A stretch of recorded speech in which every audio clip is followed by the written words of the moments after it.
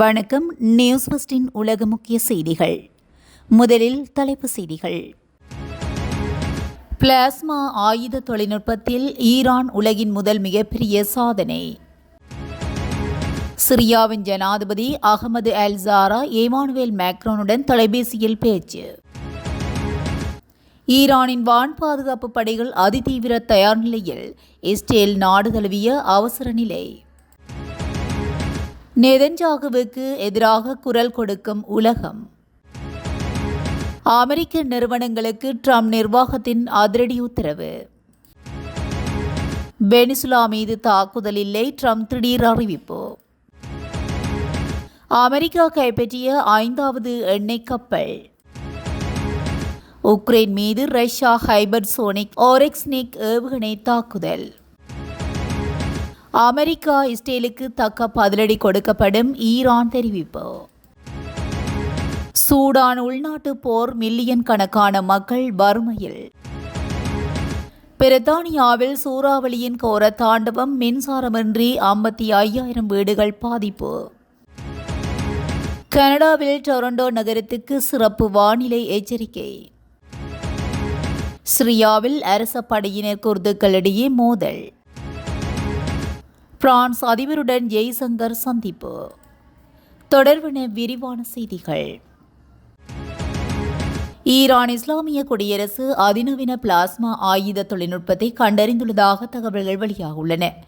இதன் மூலமாக இத்தகைய மேம்பட்ட ஆயுதங்களை வைத்திருக்கும் உலகின் முதல் மற்றும் மிகப்பெரிய நாடு என்ற அந்தஸ்தை ஈரான் பெற்றுள்ளதாக கூறப்படுகிறது. அமெரிக்கா, ரஷ்யா மற்றும் சீனா போன்ற உலகின் வல்லரசு நாடுகளே இன்னும் முழுமையாக எட்ட முடியாத இந்த பிளாஸ்மா தொழில்நுட்பத்தை ஈரான் அடைந்துள்ளதாக தெரிவிக்கப்படுகிறது. இவை மிக அதிக வெப்பநிலையில் அயனியாக்கம் செய்யப்பட்ட வாயுவை இலக்குகளை நோக்கி பாய்ச்சி மின்னணு அமைப்புகளை செயலிழக்க செய்யும் அல்லது பேரழிவை ஏற்படுத்தும் திறன் கொண்டவையாக இருக்கின்றன. இந்த தகவல் உண்மையாக இருக்கும் பட்சத்தில் இது மத்திய கிழக்கு பிராந்தியத்தில் மட்டுமல்லாது உலக அளவில் பாதுகாப்பு சமநிலையிலும் பெரும் மாற்றத்தை ஏற்படுத்தும் என எதிர்பார்க்கப்படுகிறது. ஈரானின் இந்த அதிரடி வளர்ச்சி சர்வதேச பாதுகாப்பு நிபுணர்களிடையே பெரும் விவாதத்தை ஏற்படுத்தியுள்ளதாகவும் இதுவரை எலக்ட்ரோ மேக்னடிக் பெல்ஸ் மற்றும் லோசர் தொழில்நுட்பங்களில் மட்டுமே உலக நாடுகள் கவனம் செலுத்தி வந்த நிலையில் ஈரானின் பிளாஸ்மா துறையில் முன்னிலை வகிப்பது குறிப்பிடத்தக்கது. பிளாஸ்மா என்பது பருப்பொருளின் 4வது நிலையாகும். இதை ஆயுதமாக பயன்படுத்தும் போது ஒளியின் வேகத்துக்கு நெருக்கமான வேகத்தில் ஆற்றலை செலுத்த முடியும் என்று தெரிவிக்கப்பட்டுள்ளது. கடந்த சில ஆண்டுகளாகவே ஈரான் தனது உள்நாட்டு பாதுகாப்பு தொழில்நுட்பத்தில் அதிக முதலீடு செய்து வருகிறதாகவும் குறிப்பாக ஏவுகணை மற்றும் ட்ரோன் தொழில்நுட்பங்களில் ஏற்கனவே தனது வலிமையை நிரூபித்துள்ளதாகவும் தெரிவிக்கப்பட்டுள்ளது. சிரியாவின் ஜனாதிபதி அகமது அல் ஜாரா இமானுவேல் மேக்ரோனுடன் தொலைபேசியில் தொடர்பு கொண்டு பொதுமக்களை பாதுகாப்பதற்கும் அலெப்போ நகரின் சுற்றுப்புறங்களை பாதுகாப்பதற்கும் மேற்கொள்ளப்படும் முயற்சிகள் குறித்து விளக்கியுள்ளார். இயல்பு வாழ்க்கையை மீட்டெடுப்பது சிரியாவின் அதிகாரிகளுக்கு முதன்மையான முன்னுரிமையாக உள்ளது என்றும் அல் ஜாரா வலியுறுத்தினார். நேற்று முன்தினம் நடந்த அழைப்பின் போதே சிரியாவின் ஒற்றுமை மற்றும் இறையாண்மையை ஆதரிப்பதில் பிரான்சின் உறுதிப்பாட்டை ஜனாதிபதி மேக்ரோன் மீண்டும் உறுதிப்படுத்தினார். மத்திய கிழக்கில் போர் பதற்றம் முன்னெப்போதும் இல்லாத வகையில் உச்சத்தை எட்டியுள்ளது. ஈரானின் வான் பாதுகாப்பு படைகள் அதிதீவிர தயார் நிலையில் வைக்கப்பட்டுள்ளது நிலையில் அதேவேளையிலேயே இஸ்ரேல் நாடு தழுவிய அவசர நிலைக்கு தயாராகி வருவதாக தகவல்கள் வெளியாகியுள்ளன. சாத்தியமான தாக்குதல்களை எதிர்கொள்ள இஸ்ரேலிய பாதுகாப்பு படைகள் விடுமுறைகளை ரத்து செய்துள்ள தங்களுக்கு எதிரான ஏவுகணை அல்லது வான்வழி தாக்குதல்கள் நடத்தப்படலாம் என்ற அச்சத்தில் ஈரான் தனது முக்கிய அணுசக்தி நிலையங்கள் மற்றும் இராணுவ தளங்களை சுற்றி வான் பாதுகாப்பு ஏவுகணைகளை நிலைநிறுத்தியுள்ளது. இந்நிலையில் அமெரிக்கா உள்ளிட்ட நாடுகள் நிலைமையை உன்னிப்பாக கவனித்து வருகின்றதாகவும் ஒருவேளை ஈரான் மற்றும் இஸ்ரேல் இடையே நேரடி போர் மூண்டால் அது ஒட்டுமொத்த உலக பொருளாதாரத்தையும் குறிப்பாக கச்சா எண்ணெய் விலையையும் கடுமையாக பாதிக்கும் என அஞ்சப்படுகின்றது.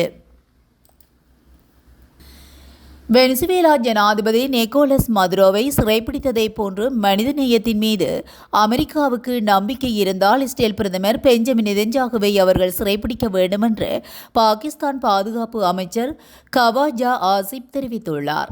துருக்கியும் நெதன்யாகுவை கடத்த வாய்ப்புள்ளதாக குறிப்பிட்ட அவர் பாகிஸ்தானியர்கள் அதற்காக பிரார்த்தனை செய்கின்றார்கள் என்று கூறினார். தொலைக்காட்சி நேர்காணல் ஒன்றில் பேசிய ஆசிப் நெதன்யாகுவை மனிதகுலத்தின் மிக மோசமான குற்றவாளி என்று வர்ணித்தார்.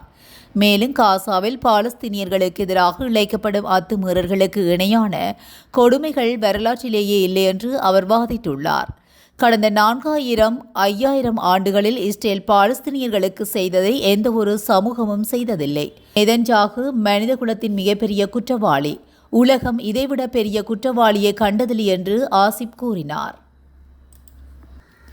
அமெரிக்க எண்ணெய் நிறுவனங்களிடம் வெனிசுலாவில் கச்சா எண்ணெய் கட்டமைப்பை நவீனமாக்குமாறு ஜனாதிபதி டொனால்ட் ட்ரம்ப் நிர்வாகம் அறிவுறுத்தியுள்ளது.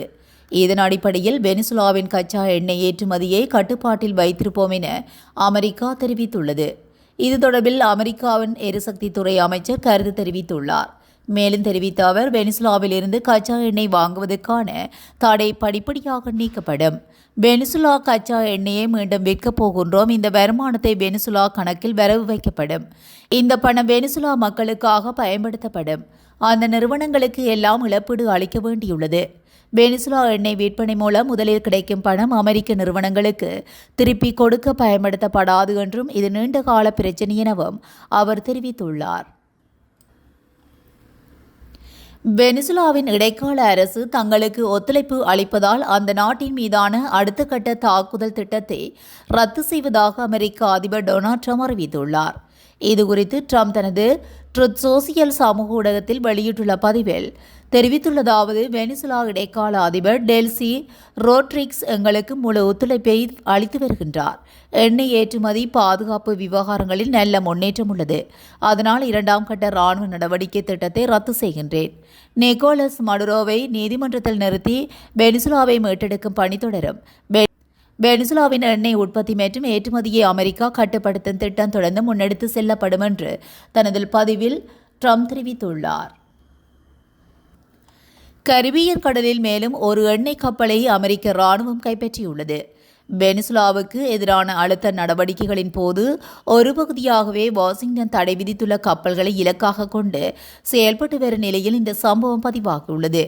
ஒலினா எனப்படும் எண்ணெய் கப்பல் எவ்வித எதிர்ப்புமின்றி கைப்பற்றப்பட்டதாக தெரிவிக்கப்பட்டுள்ளது. மீண்டும் ஒருமுறை எங்கள் பல்துறை இணைந்த படைகள் தெளிவான செய்தியை அனுப்பியுள்ளன. குற்றவாளிகளுக்கு பாதுகாப்பான தஞ்சம் எங்கும் இல்லை என அமெரிக்கா தெரிவித்துள்ளது. இந்த கப்பல் ஏன் இலக்காகப்பட்டது என்பது குறித்து தெளிவான காரணங்கள் அல்லது குற்றச்சாட்டுகள் குறித்து அமெரிக்கா தரப்பு மேலதிக விவரங்களை வெளியிடவில்லை. அமெரிக்கா இவ்வாறு எண்ணெய் கப்பல்களை கைப்பற்றுவது ரஷ்யாவுடனான பதற்றத்தை தீவிரப்படுத்தியுள்ளதாக குற்றம் சுமத்தப்பட்டுள்ளது. ரஷ்ய ராணுவம் கைபர்சோனிக் ஓரிக்ஸ்னிக் ஏவுகணையை உக்ரைன் நோக்கி ஏவியதாக அறிவித்துள்ளது. ஜனாதிபதி விளாடிமிர் புடினின் இல்லத்தின் மீது உக்ரைன் ட்ரோன் தாக்குதல் நடத்தியதுக்கு பதிலடியாக இந்த ஏவுகணை ஏவப்பட்டதாக கூறப்படுகிறது. இடைநிலை தூர ஓரஸ்னிக் ஏவுகணையை ரஷ்யா பயன்படுத்துவது இது 2வது முறையாகும் என்றும் இந்த ஏவுகணை ஒளியின் வேகத்தை விட 10 மடங்காகும் அதிகமாக வேகத்தில் செல்லக்கூடியதெனவும் இதனை இடைமறிக்க இயலாது என்றும் புடின் அறிவித்துள்ளார். இந்த ஏவுகணை அணு ஆயுதங்களை மட்டுமல்ல, வழக்கமான ஆயுதங்களை சுமந்து செல்லும் திறன் கொண்டது. உக்ரைனின் முழு முக்கியமான உள்கட்டமைப்பை குறிவைத்து இந்த தாக்குதல் நடத்தப்பட்டதாக ரஷ்யாவின் பாதுகாப்பு அமைச்சகம் தெரிவித்துள்ளது. ஆளில்லா வான்வழி வாகனங்களை உற்பத்தி செய்யும் ஆலைகள், அத்துடன் உக்ரைனின் இராணுவ தொழில்துறை வளாகத்தை ஆதரிக்கும் எரிசக்தி உள்கட்டமைப்பு ஆகியவை இலக்குகளில் அடங்கும் என்று அமைச்சகம் அறிக்கையில் தெரிவித்துள்ளது. இருப்பினும் நேற்று இரவு முன்னெடுக்கப்பட்ட இந்த தாக்குதலில் அவ்வாறான ஏவுகணை ஏவப்பட்டதற்கான ஆதாரங்கள் இல்லை எனவும் கூறப்படுகிறது. தங்கள் மீது மீண்டும் தாக்குதல் நடத்தினால் அமெரிக்கா இஸ்ரேலுக்கு தக்க பதிலடி கொடுக்கப்படும் என ஈரான் எச்சரிக்கை விடுத்துள்ளது. இஸ்ரேல் மற்றும் அமெரிக்காவுடன் தாங்கள் போரை விரும்பவில்லை என்றும் ஈரான் வெளியுறவு அமைச்சர் அப்பாஸ் அராக்சி கருத்து தெரிவித்துள்ளார். இதேவேளை அமெரிக்காவோடு அணுசக்தி திட்டம் குறித்து விவாதிக்க தயார் என்றும் அவர் தெரிவித்துள்ளார். மேலும் பேச்சுவார்த்தை பரஸ்பர மரியாதையுடன் இருப்பதையே ஈரான் விரும்புகிறது. ஜூன் 2025ஆம் ஆண்டை போல் இஸ்ரேல் மீண்டும் தாக்குதல் நடத்தக்கூடும் என்று எதிர்பார்க்கப்படும் நிலையில் ஈரான் மீண்டும் எச்சரிக்கை விடுத்துள்ளமை குறிப்பிடத்தக்கது. சூடானில் 1000 நாட்கள் நீடித்த போர் மில்லியன் கணக்கான மக்களை வறுமையில் ஆழ்த்தியுள்ளதாக புதிய புள்ளி விவரங்கள் தெரிவித்துள்ளன. சூடானில் மக்கள் தொகையில் கிட்டத்தட்ட 70% உதவி தேவைப்படுவதாக அறிவிக்கப்பட்டுள்ள நிலையில் ஏறக்குறைய 30 மில்லியன் மக்கள் மனிதாபிமான உதவியை நம்பியுள்ளதாக புள்ளி விவரங்கள் தெரிவிக்கின்றன. சூடானில் துணை ராணுவ விரைவு ஆதரவு படைகள் மற்றும் சூடான் ஆயுத படைகளுக்கும் இடையில் இடம்பெற்ற போர் மக்களின் வாழ்வாதாரத்தை முற்றாக அளித்துள்ளதாக தெரிவிக்கப்பட்டுள்ளது. பிரித்தானியாவின் கார்ன்வால் மற்றும் சிலி தீவில் வீசிய கடும் சூறாவளி காரணமாக பெரும் சேதங்கள் ஏற்பட்டுள்ளதோடு தற்போது அங்கு விழுந்து கிடக்கும் மரங்களை அகற்றும் பணிகள் தீவிரமாக முன்னெடுக்கப்பட்டு வருகின்றதாக தெரிவிக்கப்பட்டுள்ளது. சூறாவளியின் தாக்கத்தினால் செயின்ட் ஹில்ஸ் பகுதியில் உள்ள ஒரு விருந்தகத்துக்கு செல்லும் பிரதான வீதியை மறித்து ராட்சத மரம் ஒன்று விழுந்திருந்தது. இதனால் அந்த விருந்தகத்தில் பணிபுரிந்த ஊழியர்கள் இரவு வீட்டுக்கு செல்ல முடியாமல் அங்கேயே தங்கும் நிலை ஏற்பட்டதாகவும் பல மணி நேர போராட்டத்துக்கு பிறகு மரம் வெட்டு நிபுணர்களால் அந்த மரம் அகற்றப்பட்டது. சூறாவளியின் உச்சகட்டத்தின் போது சுமார் 55,000 வீடுகளுக்கான மின்சாரம் துண்டிக்கப்பட்டது என்றும் தற்போது வரை பல்லாயிரக்கணக்கான வீடுகள் இன்னும் மின்சார வசதியின்றி இருளில் மூழ்கியுள்ளதாகவும் தெரிவிக்கப்பட்டுள்ளது. கனடாவின் டொரண்டோ நகரத்துக்கு சிறப்பு வானிலை எச்சரிக்கை விடுக்கப்பட்டுள்ள நிலையில் இன்று மணிக்கு 90 கிலோமீட்டர் வரை வேகம் கொண்ட காற்று வீசக்கூடும் என எச்சரிக்கப்பட்டுள்ளது. காலை நேரத்தில் மழையுடனும் இடியுடன் கூடிய மழை பெய்யும் அபாயம் உள்ளதாக வானிலை அறிவிப்பில் தெரிவிக்கப்பட்டுள்ளது. இதனைத் தொடர்ந்து பிற்பகலில் ஒரு குளிர் காற்றழுத்த முனை பிரதேசத்தை கடந்து செல்லும் எனவும் இதன் காரணமாக மீண்டும் பலத்த காற்று வீசும் சூழ்நிலை உருவாகி மணிக்கு 80 முதல் 90 கிலோமீட்டர் வரை காற்று வேகம் அதிகரிக்கக்கூடும் எனவும் எச்சரிக்கப்பட்டுள்ளது. மாலை ஆரம்பத்தில் மேற்கிலிருந்து கிழக்கு நோக்கி காற்றின் வேகம் படிப்படியாக குறையும் என எதிர்பார்க்கப்படுகின்றது. டொரண்டோவில் இன்று வழக்கத்தை விட அதிகமான வெப்பநிலை பதிவாகும் என கனடா சுற்றுச்சூழல் துறை அறிவித்துள்ளது. இதனால் டொரண்டோ பெரும்பாக பகுதி மக்கள் ஆறுகள், ஓடைகள் மற்றும் நீர்நிலைகளின் அருகிலுள்ள வழுக்கையான கரைகளை தவிர்க்குமாறு அறிவுறுத்தப்பட்டுள்ளனர். சிரியாவில் குர்து இனத்தவர்களின் ஆயுத குழுவான சிரியாவின் ஜனநாயக படைக்கும் அரச படையினருக்கும் இடையே மோதல் ஏற்பட்டுள்ளது. அதையடுத்து அந்த பகுதிகளில் இருந்து பாதுகாப்பான பகுதிகளுக்கு பொதுமக்கள் வெளியேற அதிகாரிகள் பாதுகாப்பு வழித்தடங்களை அறிவித்துள்ளனர். சிரியாவில் அல் அசாத் தலைமையில் அரசு இருந்தபோது குர்து பகுதிகளின் கட்டுப்பாட்டை SDF படையினர் தொடர அனுமதிக்கப்பட்டது. அவரது அரசை அகற்றிவிட்டு தற்போது இடைக்கால ஜனாதிபதியாக பொறுப்பு வகிக்கும் அகமது அல்சாரா தலைமையிலான அரசு SDF படையினரை அரச படையுடன் ஒருங்கிணைக்க விரும்புகின்றது. இதற்கான ஒப்பந்தம் கடந்த ஆண்டு மார்ச்சில் ஏற்பட்டாலும் அதை அமல்படுத்துவதற்காக நடைபெற்ற பேச்சுவார்த்தை தோல்வியடைந்த நிலையில் இதனைத் தொடர்ந்து குர்து பகுதிகளில் அரச படைகள் தாக்குதல் நடவடிக்கையாக தொடங்கியுள்ளனர். 6 நாட்கள் அரசு முறை பயணமாக இந்திய வெளியுறவுத்துறை மந்திரி ஜெய்சங்கர் பிரான்ஸ், லக்சம்பர்க் நாடுகளுக்கு சுற்றுப்பயணம் மேற்கொண்டுள்ளார். இந்நிலையில் பிரான்ஸ் சென்றுள்ள ஜெய்சங்கர் அந்நாட்டு அதிபர் எமானுவல் மேக்ரோனை சந்தித்தார். இந்த சந்திப்பின் போது இருநாட்டு உறவு, சர்வதேச அரசியல் சூழ்நிலை உட்பட பல்வேறு விவகாரங்கள் குறித்தும் இருவரும் ஆலோசனை நடத்தியுள்ளனர். இதனிடையே பிரான்ஸ் அதிபர் மேக்ரான் அடுத்த மாதம் டெல்லி வர உள்ளதாகவும் அவர் டெல்லியில் நடைபெறவுள்ள செயற்கை நுண்ணறிவு உச்சி மாநாட்டில் கலந்து கொள்ள உள்ளார் என்பதும் குறிப்பிடத்தக்கது. இதுபோன்ற செய்திகளை உடனுக்குடன் தெரிந்து கொள்ள நியூஸ் ஃபர்ஸ்டுடன் இணைந்திருங்கள். நன்றி, வணக்கம்.